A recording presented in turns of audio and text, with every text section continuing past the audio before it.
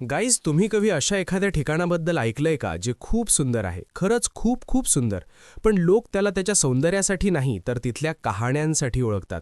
अशीच एक जागा आहे महाराष्ट्राचा कोकण. हा कोकण इलाखा खरंच एक अतिशय सुंदर ठिकाण आहे. लोक तिथे जातात, सह्याद्रीच्या डोंगरांवर फिरायला जातात. इथली जंगलं खूपच नयनरम्य आहेत. पण ही एक अशी जागा आहे की जेव्हा जेव्हा मी रत्नागिरी किंवा रायगड भागातल्या लोकांशी बोलतो, प्रत्येक माणसाकडे स्वतःची एक भयकथा असते. प्रत्येक घरात एक वेगळी भयकथा आहे आणि त्या कहाण्या अशा असतात की त्या खोट्या वाटत नाहीत. असं वाटतं की हे सगळं खरंच घडलंय, कारण जेव्हा तो माणूस सांगत असतो त्याच्याही अंगावर घाम येत असतो. अशीच एक कहाणी आज मी तुम्हाला सांगणार आहे. ती पण कोकणाचीच आहे. एक असा वृक्ष ज्याबद्दल सांगतात की जर कोणी मध्यरात्री तिथे गेलं तर त्या झाडावर बसलेली चेटकीण त्याला जगू देणार नाही. आयुष्यभर पाठलाग करत राहील, किमान काही वर्ष तरी खूप त्रास देईल. सांगतात की या झाडाजवळ कित्येक वर्षांपूर्वी एक विधी करण्यात आला होता, एक काळा जादूटोणा, आणि त्याचाच परिणाम आज या झाडाभोवती दिसतो. लोकांना साधारणपणे माहीत असतं की या झाडाजवळ का जाऊ नये, पण एक माणूस होता, त्याचं नाव होतं अनिकेत. त्याला याबद्दल काहीच माहीत नव्हतं आणि त्याने ही चूक करून बसला. आज मी तुम्हाला हीच कहाणी सांगणार आहे. पण त्याआधी व्हिडिओ सुरू करण्यापूर्वी अशाच भयकथा, रहस्यमय आणि ऐतिहासिक व्हिडिओ पाहण्यासाठी या चॅनलला सबस्क्राईब करा. आम्ही 1 मिलियन सबस्क्रायबर्सच्या अगदी जवळ आहोत. बस करा सबस्क्राईब.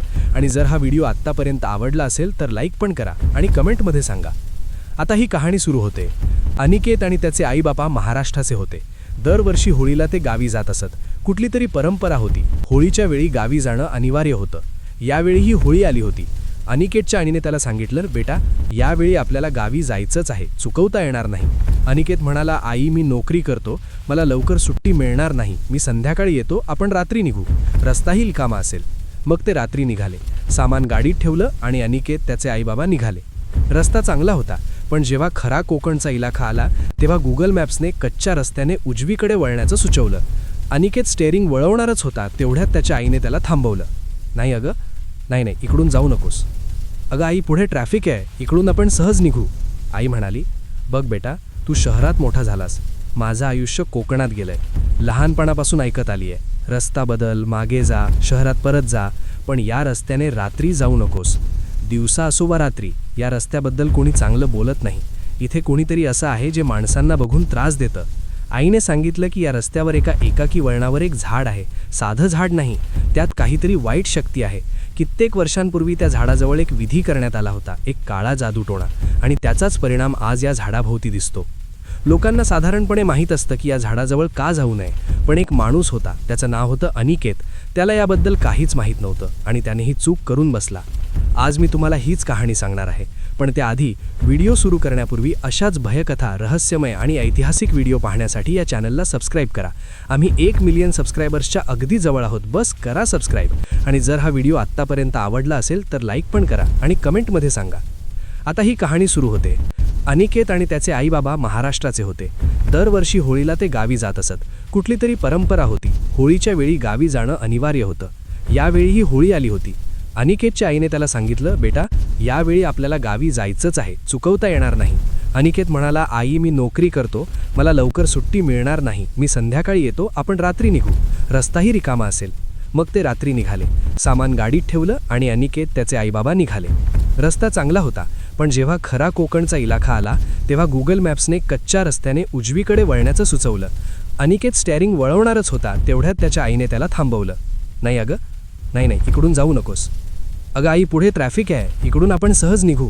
आई म्हणाली, बघ बेटा, तू शहरात मोठा झालास, माझं आयुष्य कोकणात गेलंय. लहानपणापासून ऐकत आली आहे, रस्ता बदल, मागे जा, शहरात परत जा, पण या रस्त्याने रात्री जाऊ नकोस. दिवसा असो वा रात्री, या रस्त्याबद्दल कोणी चांगलं बोलत नाही. इथे कोणीतरी असं आहे जे माणसांना बघून त्रास देतं. आईने सांगितलं की या रस्त्यावर एका एकाकी वळणावर एक झाड आहे. साधं झाड नाही, त्यात काहीतरी वाईट शक्ती आहे. कित्येक वर्षांपूर्वी त्या झाडाजवळ एक विधी करण्यात आला होता, एक काळा जादूटोणा, आणि त्याचाच परिणाम आज या झाडाभोवती दिसतो. लोकांना साधारणपणे माहीत असतं की या झाडाजवळ का जाऊ नये, पण एक माणूस होता, त्याचं नाव होतं अनिकेत. त्याला याबद्दल काहीच माहीत नव्हतं आणि त्याने ही चूक करून बसला. आज मी तुम्हाला हीच कहाणी सांगणार आहे.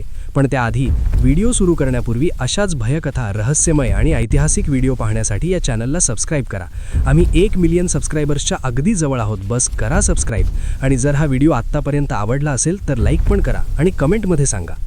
आता ही कहाणी सुरू होते. अनिकेत आणि त्याचे आईबाबा महाराष्ट्राचे होते. दरवर्षी होळीला ते गावी जात असत. कुठली तरी परंपरा होती. होळीच्या वेळी गावी जाणं अनिवार्य होतं. यावेळीही होळी आली होती. अनिकेतच्या आईने त्याला सांगितलं, बेटा, यावेळी आपल्याला गावी जायचंच आहे, चुकवता येणार नाही. अनिकेत म्हणाला, आई, मी नोकरी करतो, मला लवकर सुट्टी मिळणार नाही, मी संध्याकाळी येतो, आपण रात्री निघू, रस्ताही रिकामा असेल. मग ते रात्री निघाले. सामान गाडीत ठेवलं आणि अनिकेत त्याचे आईबाबा निघाले. रस्ता चांगला होता, पण जेव्हा खरा कोकणचा इलाका आला तेव्हा गुगल मॅप्सने कच्च्या रस्त्याने उजवीकडे वळण्याचं सुचवलं.